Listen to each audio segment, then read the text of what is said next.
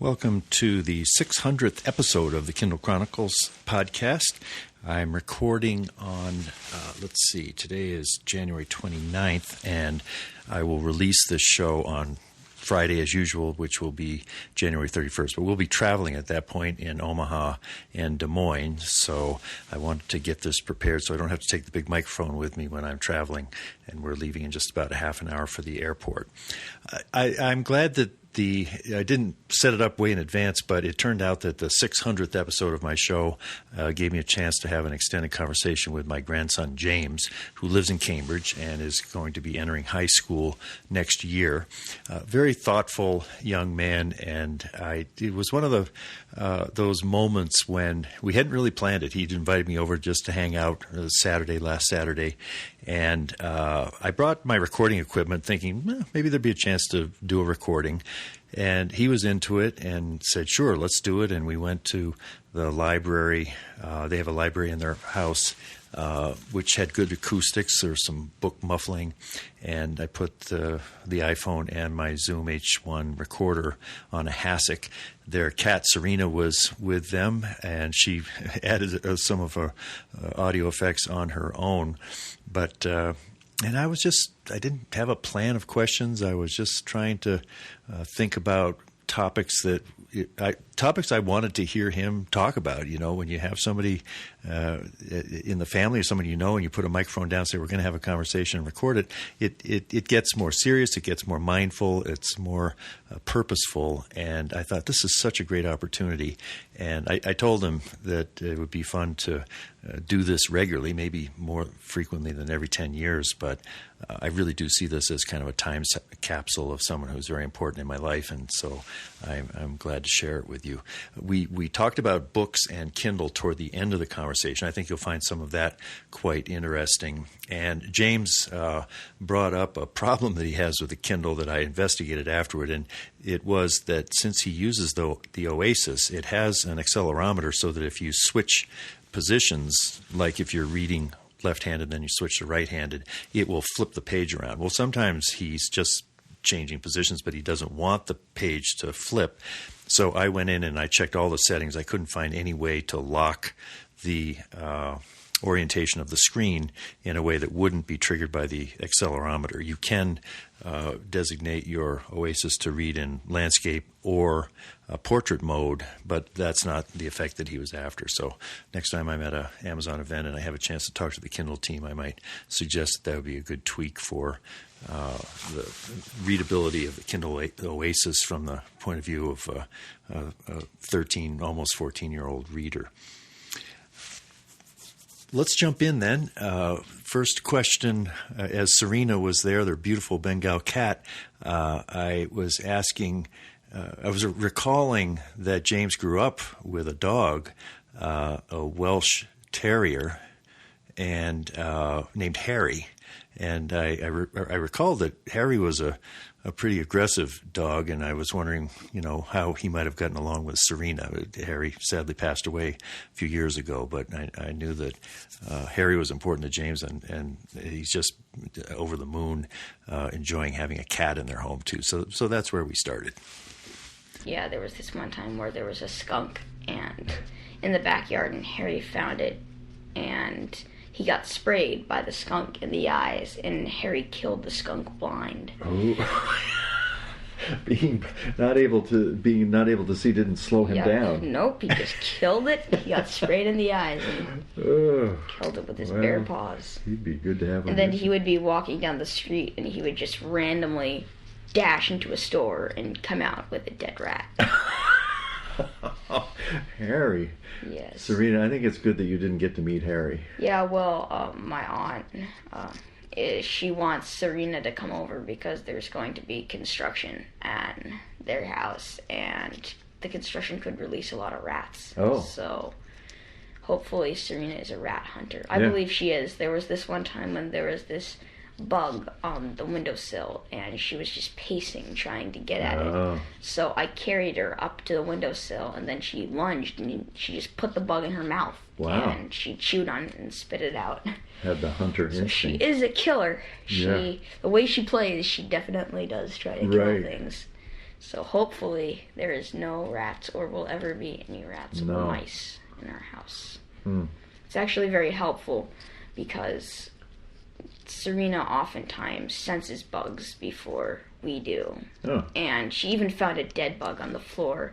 She was constantly scratching at my carpet. And I'm like, Serena, just chill. I'm trying to do something else. And then I look down and I see this dead fly. And I say, oh, thank you. She was trying to show it to you. Keep the house cleaner. Yeah. Well. Yeah.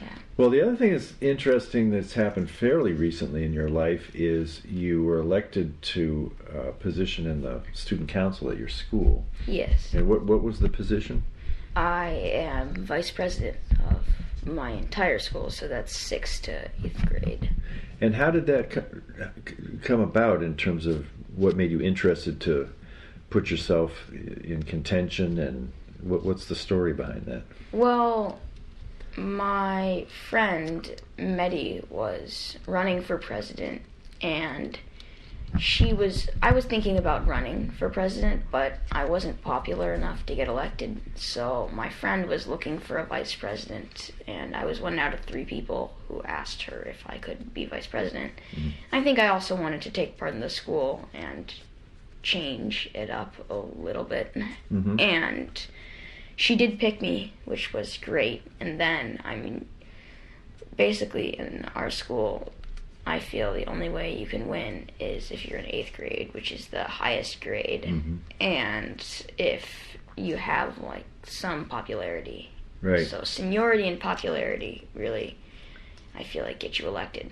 I don't think I could have won without Maddie, but why did she choose you as opposed to the other 2?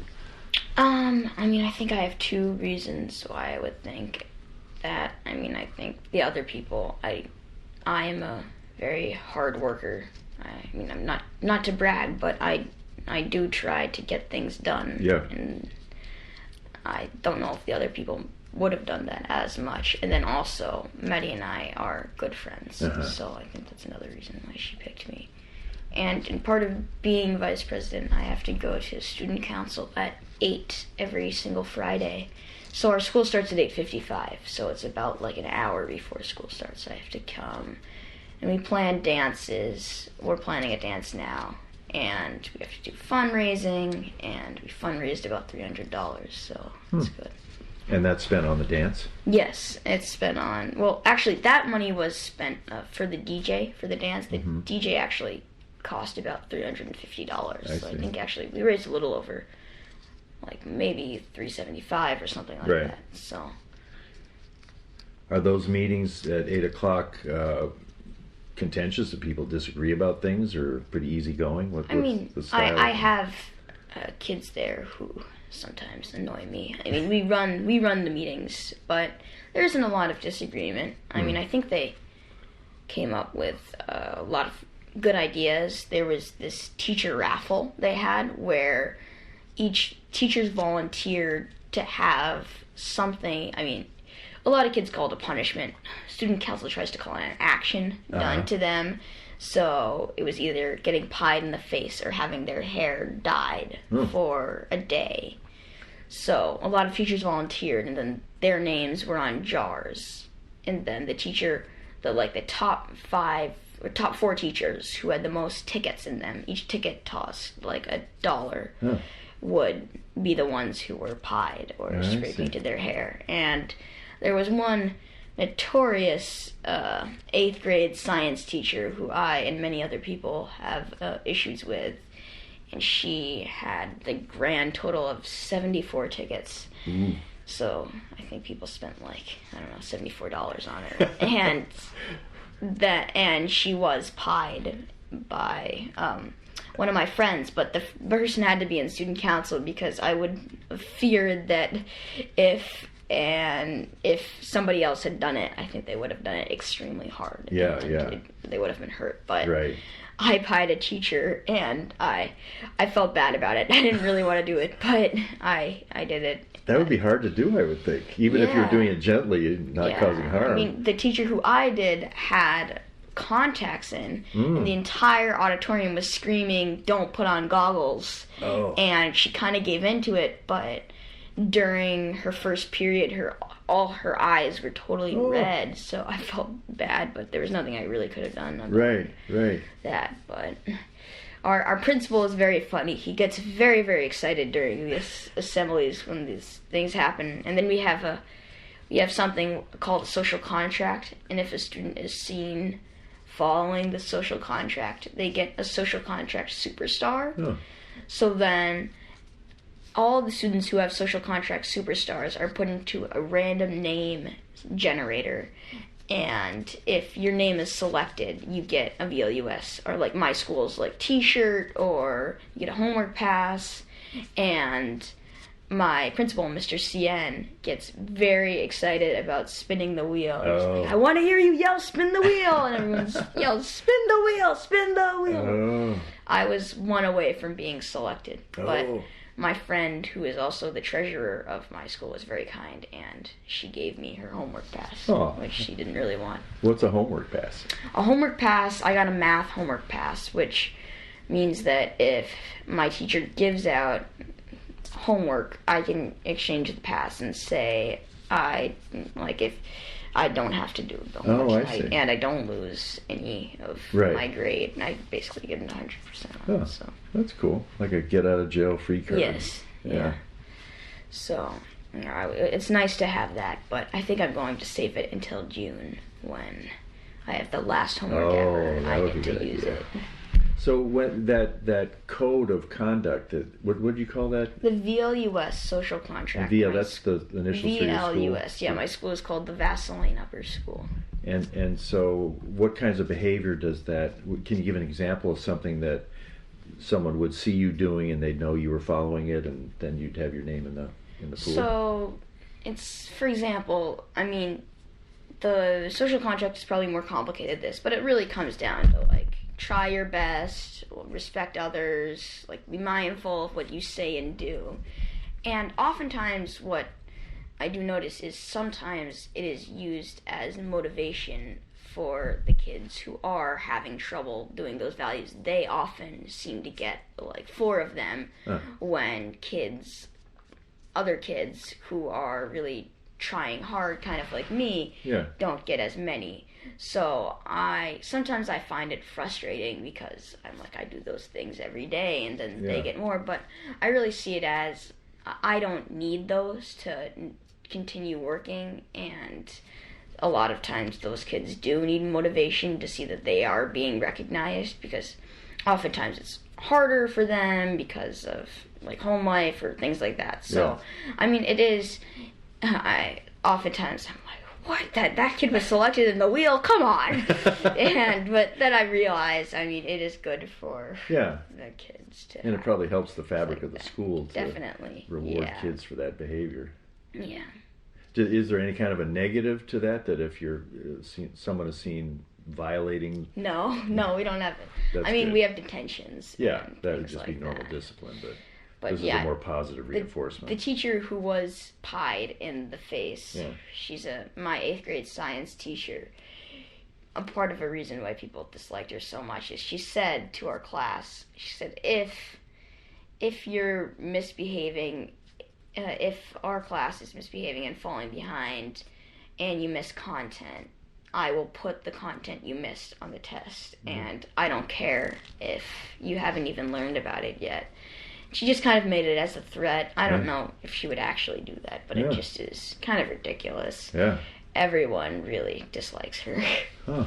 Well, now when she got so many people putting the things in a sense, voting against her, wanting her to be pied, do you think it hurt her feelings, or how did she react? I don't know. I mean, I think she kind of took it in stride. Like she was waving her arms as she walked up. I think generally she probably knows that people hate her, because there was a couple teachers who people loved that they voted on, but I don't think she gets the general sense that she's loved. So, well, maybe it's a persona. Some people I think that's the only minus, or like that's one of the cons of having that kind of teacher raffle, because it does probably wound teacher's self-esteem. Yeah, she may go home and cry silently. Yeah. I mean, I hope that she wouldn't feel that way about it. But Yeah. student council voted on it, not me. Yeah. Well, so next year you'll be in 9th grade. You'll be in high school at Cambridge Ringe and Latin.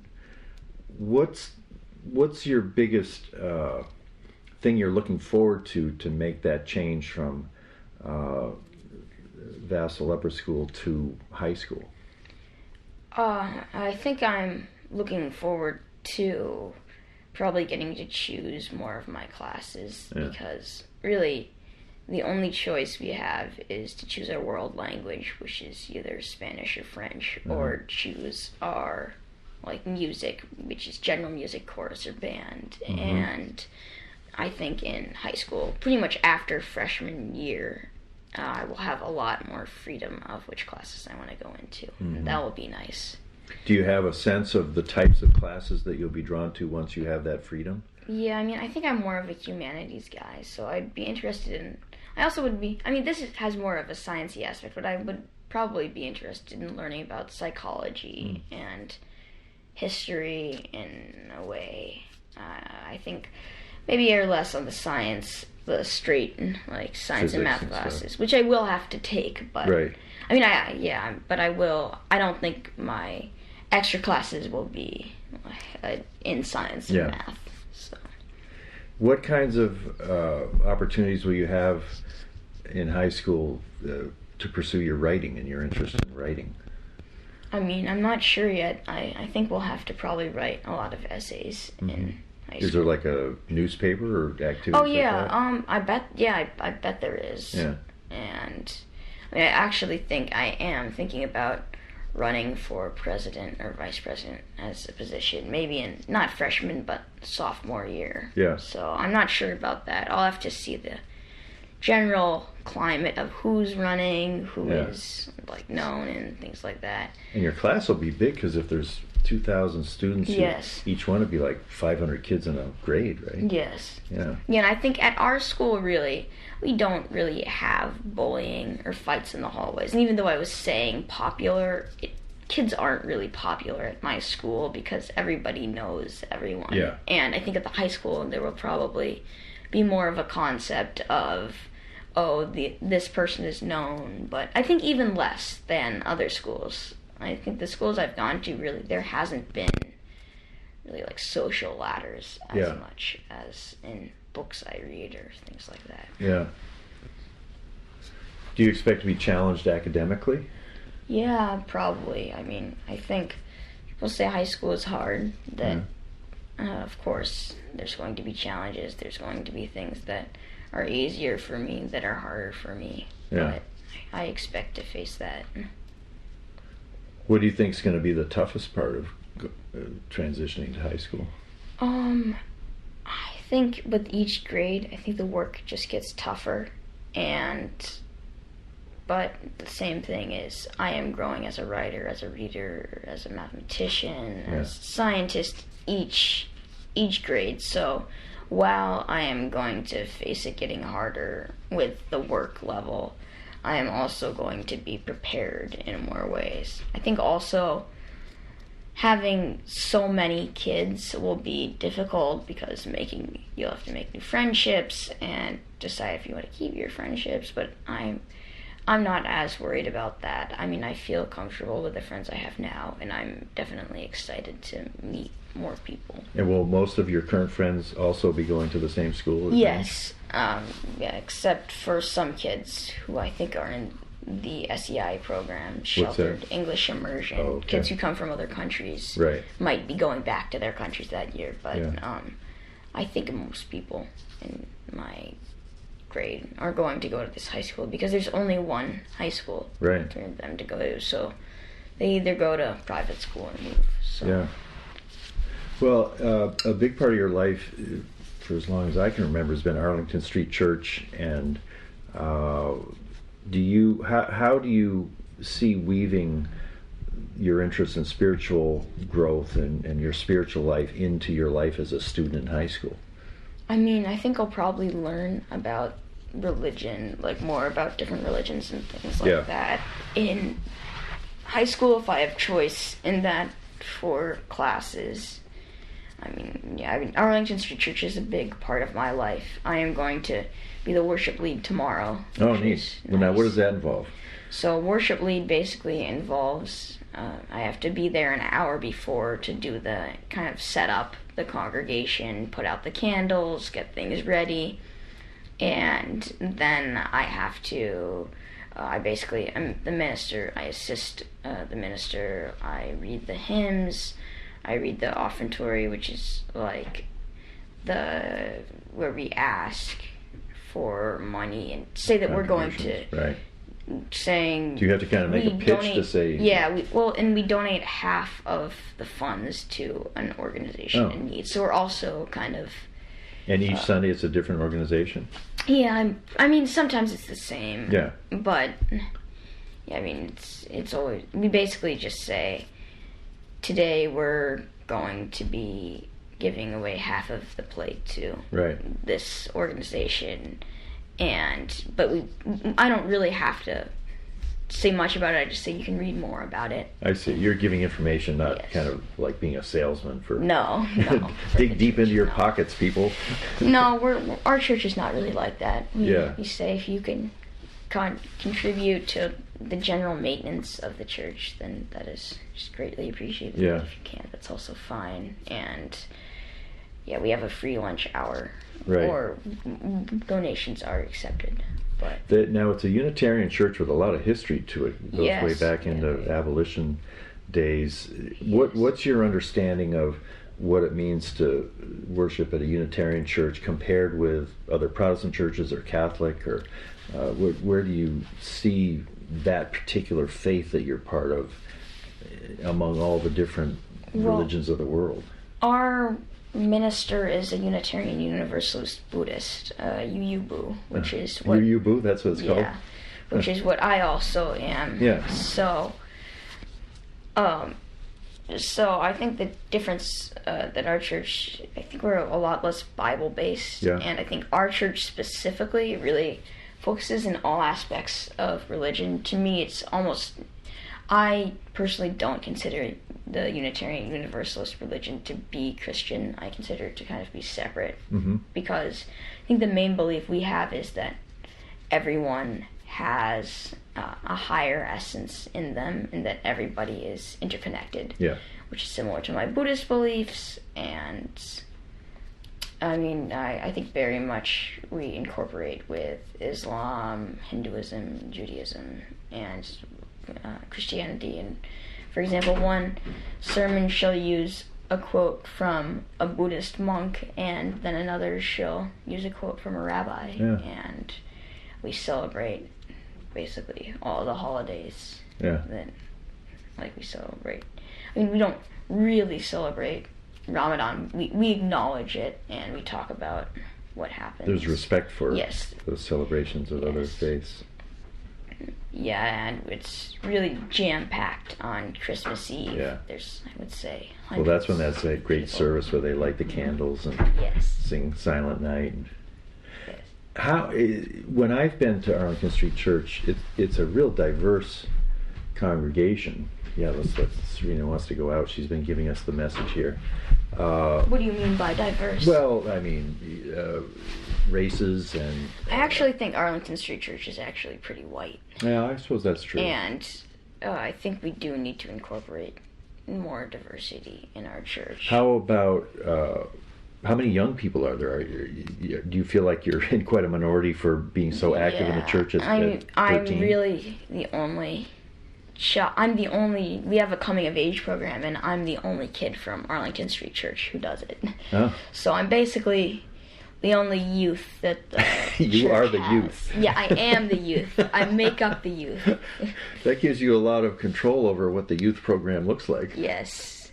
I mean, there is one other girl, but she does not come to the services, even though she was dedicated there. Why do you think that is? Why aren't there more people your age that are involved? I mean, I hate to say this, but I don't think we have a very good CRE program, which is Children's Religious Education. We are still kind of looking for a a person, like a man or a woman, to lead it. Yeah. And we did have a man who did it, but he, in my perspective, was not very skilled. And what kinds of qualities would you look in the leadership of the program to improve it? I generally don't really care for children's religious education because I basically just stay up during the services. But I think it would make our church a lot more accessible for families if we had somebody who was really good with kids and kind of was with them while the service happened. But I think that can limit the amount of people who come to our church, though we do have a lot of members. Yeah. So I don't think we generally need that. I just don't think we're the most family-friendly church of the churches that there are. Yeah. Well, that'd be an opportunity in the future. Yes. Well, now for this show, I have people who are Trump supporters. I have people that support everybody. So I generally don't share my politics on the Kindle Chronicles. But I think that's sort of a caveat that we don't want to be disrespectful to anybody's political positions. And Dad listens to it, and he's a Trump supporter. But with that sort of guardrails on how we talk about it, what's your sense of politics as something you're interested in or concerned about, and how do you see the coming election? I mean, I'm very interested in politics. I campaigned for a city councilor in Cambridge who is now the mayor. Yeah. Oh, she's got elected the mayor? Yes, she is. Oh. It's very exciting. Yeah, that's the one you and I went door to door with. Yes. What's her name? Sumbul Siddiqui. She's amazing. I mean, hopefully someday I want her to be a senator. Yeah. But it's kind of a long shot. But she's fairly young, I think. I think first she could maybe, if she wants to, she could get involved with state kind of run for state representative rep or something like that. Yeah. But for the oncoming election, I mean, with respect to all the other views, I think I like Pete Buttigieg a lot, and I think really, I mean, I like him probably best as from the people who are of the Democratic nominees, but in general, I mean, I want anyone who can beat Trump. Yeah. And who else do you think if you were just picking the person you think would have the best chance to beat President Trump, how would you rank the Democratic nominees just on that question? I mean, it's hard to tell. I think that there's actually a very big possibility that Trump could beat all of them and has enough support to do that. And I mean, I think that there's a big chance he could run for a second term. I don't even know if any of them could beat him, honestly. But a lot of people are saying that Biden has the best chance because of him being with Obama and that he gets a lot of African American voters out. But I generally don't know. I mean, I think I'd say I'd leave that to the experts because... Well, I think it's really unknown. I know that Pete could do it somehow, as you've talked to me about, but... I hope I haven't put too much pressure on you on behalf of Pete. No, it's fine. I like Pete. He's great. How about sports, athletics? This is a topic that when I was your age I had no interest in and even less ability. But as you look ahead to high school, do you expect to be playing a lot of tennis or what kind of... Tennis, probably. Yeah. I mean, I don't know if I'll be on the varsity team, but I'll have to see how good I am. I mean, I'm getting involved. I'm going to a place in, I forget which town, but I'm going to get involved in... Like a camp that... Not a camp. It's kind of like a... Forget. For tennis? Yeah, it's a tennis kind of place where people play tennis. But, I mean, I think I'll probably play tennis in high school. Definitely, I don't want to do PE. PE, physical education. I do not enjoy gym at all, really. So if you are on a team, do you get out of PE? Yes, I believe. Well, I think freshman year I have to do PE, but then if I play tennis, then I will be able to go to practices then instead of PE. Would there be a freshman tennis team separate from junior varsity that you would be trying to get into next year? I'm not sure. I'll have to find out more information about it, but I don't know. I'm definitely interested in playing tennis. Yeah. Well, let's finish up. I don't always talk about the Kindle in every episode, but since it is the Kindle Chronicles, how long have you been reading using a Kindle? Has your reading changed over those years? Are there things that you still read on paper? What's sort of your profile in how you're reading books these days? I really generally prefer to read Kindle because I think really for two reasons. Oftentimes when you're lying down and you're holding a book, it's really difficult you have to like prop the book up in a weird way. So when one page is easy to read because one end is facing up, but then when you have to look at the other page, you kind of have to hold the book at a awkward angle, and I find that very frustrating. And also Kindle can light up in the dark, so that's very useful. So like when, for example, if my family is reading together and my mom wants to go to sleep, I can still sit next to her and read my Kindle while the light is off, and I can put it on a pretty low setting where it doesn't wake her or anything. And then also the thing about Kindle is I really like how you can adjust the font, and I find that really helpful because some books can have too small or too big fonts, so it's nice to have that. The one thing that I find difficult about Kindle is, maybe they can do something about this, but for some books, they have location but not page numbers, and I find that very frustrating because in class, I have to track how much I read. So then I'll be in class and be like, I'm on 18% of this book. And my teacher's like, what's 18%? I need to know the book. And then it makes my teacher have to do extra math because I have to see the total number of pages. And then my teacher has to find out. I think like as I get older, that wouldn't matter as much to me. But as a student, when I need to find out how many pages are in each book, it's frustrating when a book doesn't have a page, like pages on it. And some books do, most books do, but some books don't. I don't even really know the reason for that. Do you? I think that it must be a publisher decision that when they're formatting the book for Kindle, they can either include that page information or it defaults to the locations. Yeah, well, publishers are listening to this. It would be very helpful if you include the pages. It would make life easier. Oh, and the other thing, I think I maybe talked about this before, is sometimes when I'm reading the Kindle, you can kind of flip it to where the screen is going left or right. That's right, on the Oasis. And I find it really hard to flip sometimes because I keep trying to turn it and then the screen thinks it's going one way, and I wish there was a way to lock the screen because sometimes I have to admit I read in very odd positions, so my Kindle screen will be switching from left to right, and we're in a very but it would be a little easier if we should check. There might be a setting where you could lock it, and no matter what position it was, it would maintain its position. That would be better. Yes. How about have you got time in your current academic responsibilities to read for pleasure, and if so, what kinds of books are you reading just because you really enjoy them? My teacher basically says we can read, or my English teacher says we can read whatever we want for independent reading. So basically all the time I read for pleasure. Probably in high school that might change, but I think I have some different genres I like. Oftentimes I find this kind of a funny title, kind of like social justice thriller books.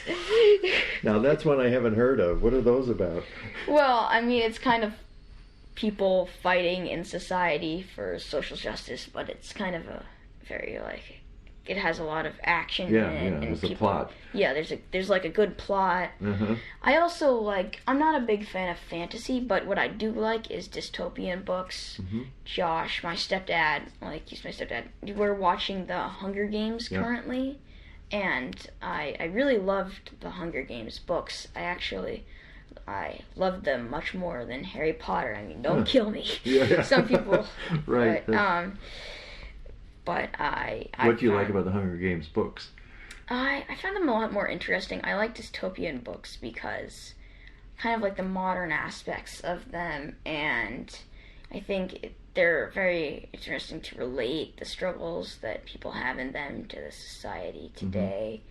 Mm-hmm. There was one book that I read called Internment, mm-hmm. which was about Muslims have the president, which I don't know if they were referring to Trump or not. I think they were kind of trying mm-hmm. to imprisoned all Muslim people and made them go into basically internment camps like the Japanese had in World War II.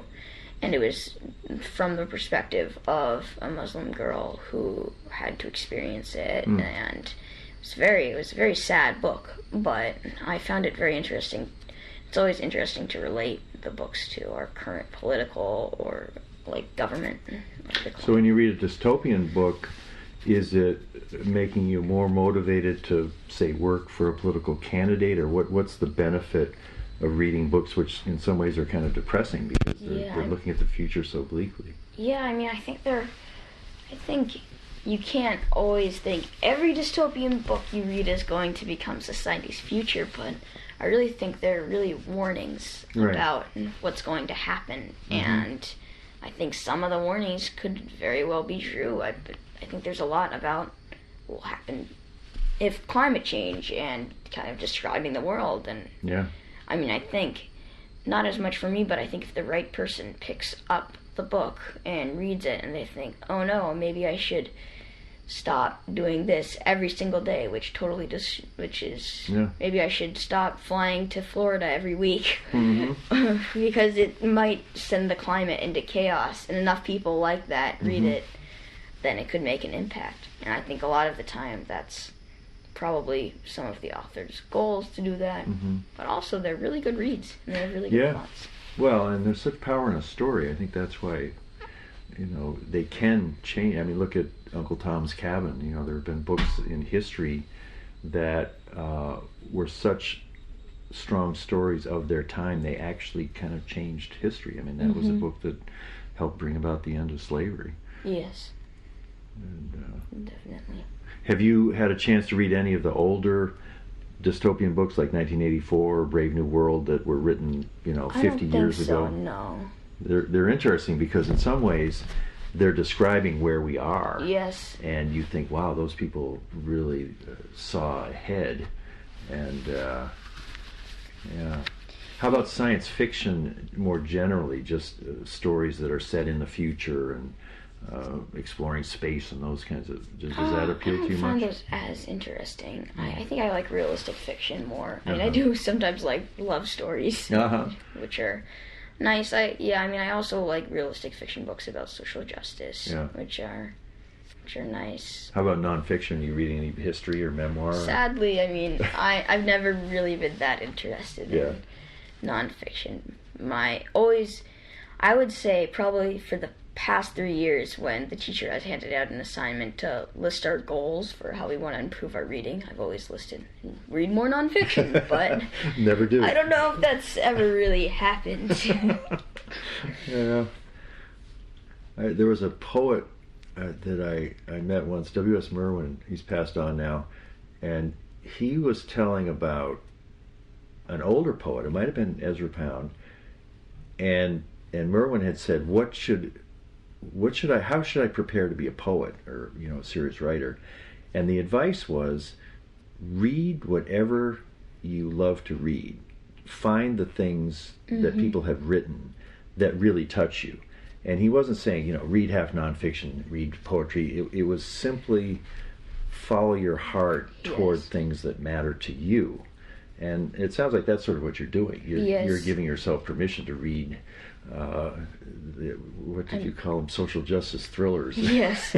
I mean, my mom is an amazing librarian for me when she is a ELA coach, English coach for kids, and also a reading specialist. So she finds you have a good resource books. Right in the house. I'm really within her range of books because she often reads a lot of young adult books. So she finds really great books for me to read. And right now we're even reading the same book.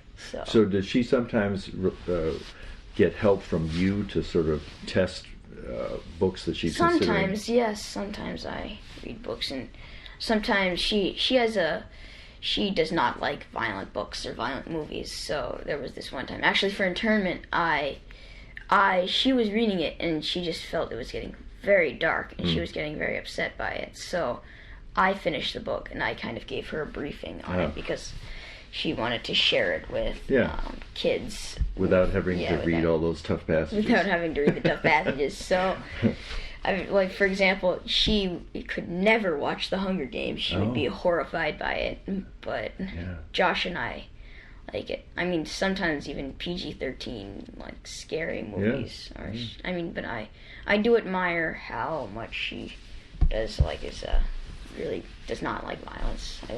I am like that also.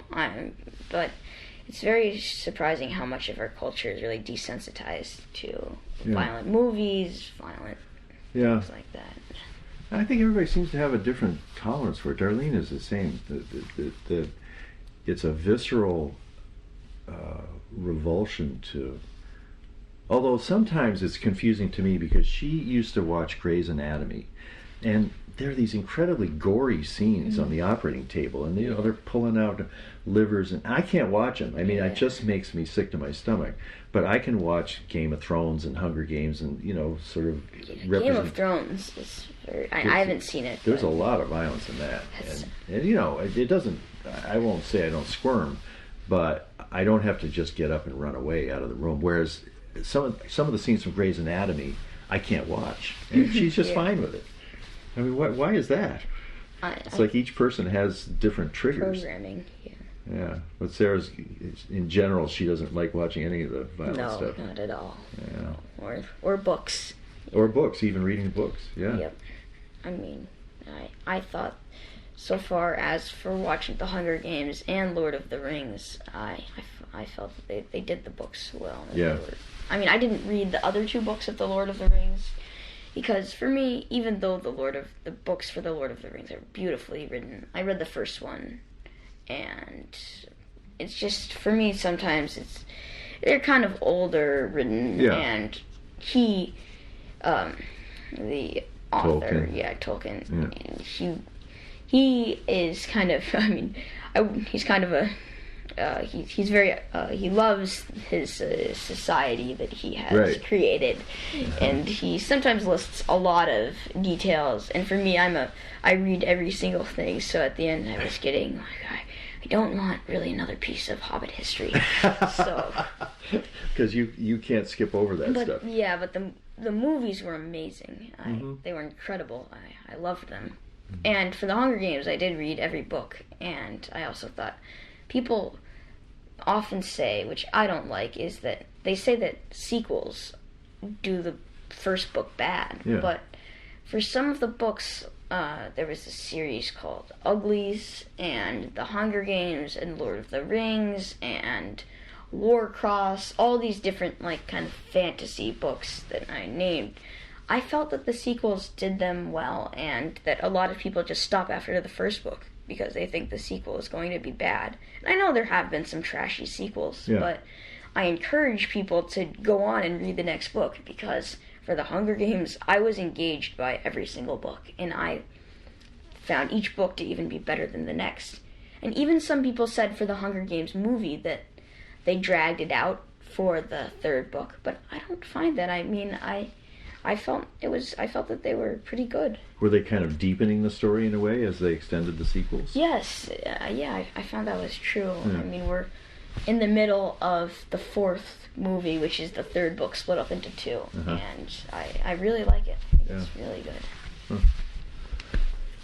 Well, I think there's lots more we could have talked about, but we've gone 45 minutes. That's a whole show there. So, and I'll put that up next week. Well, thank you very much, James. I think maybe we could do this every 10 years. I'd love to sort of put something down and say, all right, here's what you were thinking when you were 13.